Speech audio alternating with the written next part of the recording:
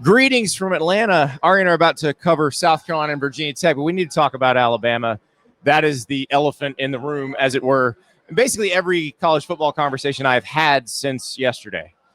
We are in Atlanta, and I have major doubts that Alabama will be joining us here in this building at some point in the So you're talking about SEC championship game, Peach Bowl, you name it. You know, we talked about this on the show last night, and a lot of times when you have that night sleep to reflect and you can kind of unwind a little bit and start to internalize things, I had a thought that I didn't say on the show that I regret that I didn't. Okay.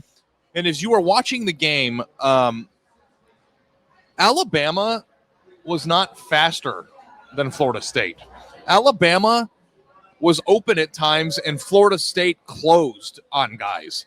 And I think in the past, when you got used to Alabama's dominance, and not just Alabama, but Georgia, Ohio State, all those teams that we always mention, there's a certain level of you can feel the athleticism difference. Mm-hmm. And I'm not saying that Alabama doesn't have more talent than Florida State. That would be an unequivocal falsehood.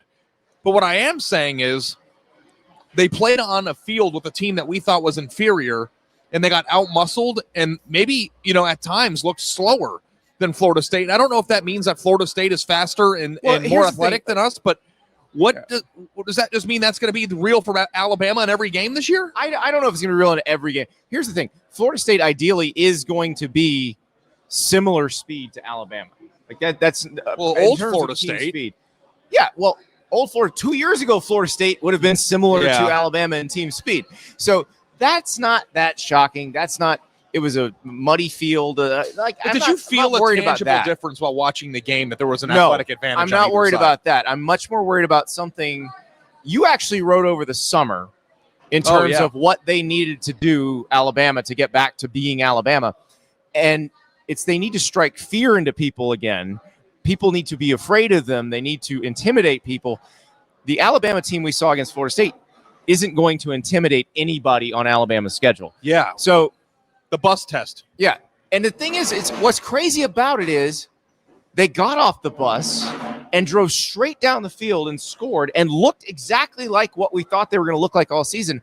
And it just evaporated. And that's the part I don't understand. And Kalen DeBoer has said that they played tentatively, that they played on their heels. I actually don't think that's a talent problem. I think that's a mindset problem. I think that's a coaching problem. Like, they need to be prepared in a way that they come in there knowing they are badasses. They are the better team, the better group of athletes. Well, to take another layer to what you said, because I wrote it, Johnny Manziel said it. I don't know. Yeah, Johnny Manziel said it. Nobody's scared of them anymore.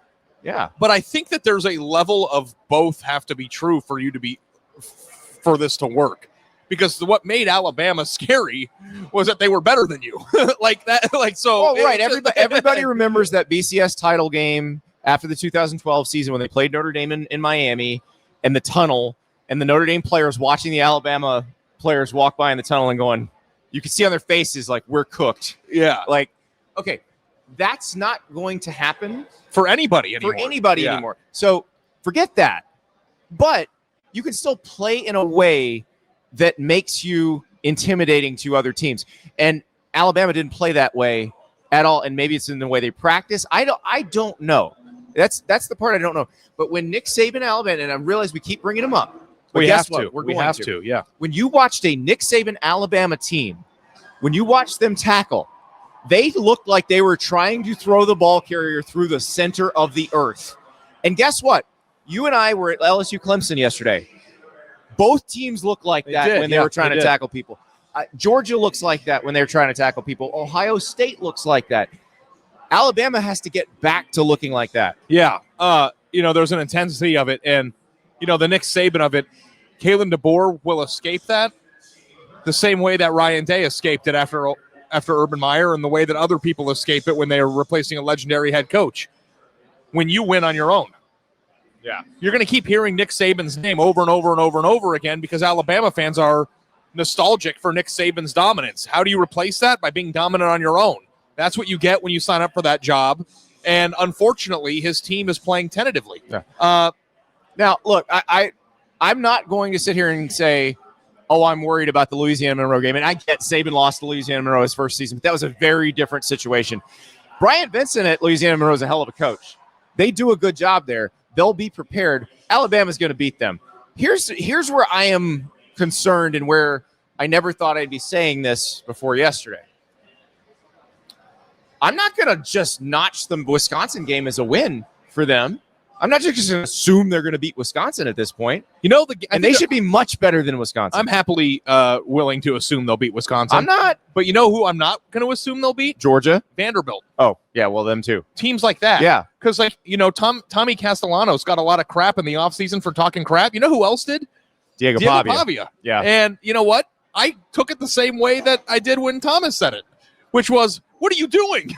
Why would you do that? But then Diego Pavia's done it. And yeah, he did it already. And it makes me feel like if you play a tough team that's functional and plays together, and that's the number one thing that I'll say about Florida State, Andy, those guys played, and this is the most cliche of all cliches. Like they wanted it more. They played together. Yeah. You felt like all summer their number one goal was to reassert themselves. Imagine you've been told for an entire offseason you stink. It's a 2-10 team last year. Embarrassing. And remember, a lot of the players who played for Florida State yesterday were not even on the team last year. But all they've heard is how much they stink, how bad Alabama was going to crush them. And the difference, in the Saban era, that didn't matter. Like every team acted like Alabama was their Super Bowl, and it never mattered. Right. And that's a good point. This was Florida State's Super Bowl. But that's not the Super Bowl for everybody right now, and they're still losing 4 times to unranked opponents in 2 years. Oh, a year and 1 game. Yeah. So, I don't know what this means for Alabama as they turn the page. The one thing I know for sure is that it's a lot harder to think they're going to figure it out. Yeah. Because you know what? If the Vanderbilt game's is a landmark game or a landmine game, and so is Wisconsin and some of these other teams, you can make a case that 80% of their schedule's a landmine game. Oklahoma, which beat them last year. Missouri's been a very good program over the last 3 years. Like this is not going to be easy for Alabama. I mean, I guess you can only look at 2 games on that entire schedule and say unequivocally that they cannot lose that game, right? Well, Tennessee beat them last year. We were assuming, okay, Tennessee's going to take a step back. Alabama gets them in Tuscaloosa. Cigars for Alabama. I don't assume that anymore. They've got a tough schedule, too. It is a very tough schedule. Ryan Williams, according to Kalen DeBoer, has a concussion, so we'll see where he's at. Obviously, they probably don't need him for Louisiana Monroe. I think they'd probably like to have him back for Wisconsin, but they'll do what they got to do with him. Jeremy Bernard had a good game on Saturday. Hardly anybody else on the offense did. Somebody said that they had a feeling that this was the beginning of Alabama football turning into Indiana basketball. Which is the most evil thing you can say to these people. That's awful. But the one thing that I will say is that their games are interesting in that they're still obviously alive in the playoff, but interesting in that this is now a very important cross-section for the Alabama program. Yeah. If they turn around and lose 3 or 4 games this year, that's a completely different proposition. Listen, I realize I wrote yesterday, hey, the buyout's too big. They're not firing Kalen DeBoer. And what I mean is they're not firing Kalen DeBoer today.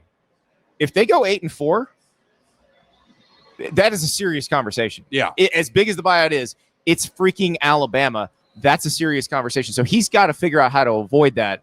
And listen, if they play the way they played yesterday, 8-4 is real. So they have to get this fixed, and they have to get it fixed quickly because they've got Louisiana Monroe, they've got Wisconsin, which is kind of a good ramp-up period, and then you go to Athens. Yeah, so stay tuned for Alabama. Stay tuned with us. We're going to be talking about them quite regularly because they're interesting when they're bad, and they're interesting when they're good, and interesting when they're and they have the capability to be very good. I realize everybody thinks the sky is falling. We're acting like the sky is falling.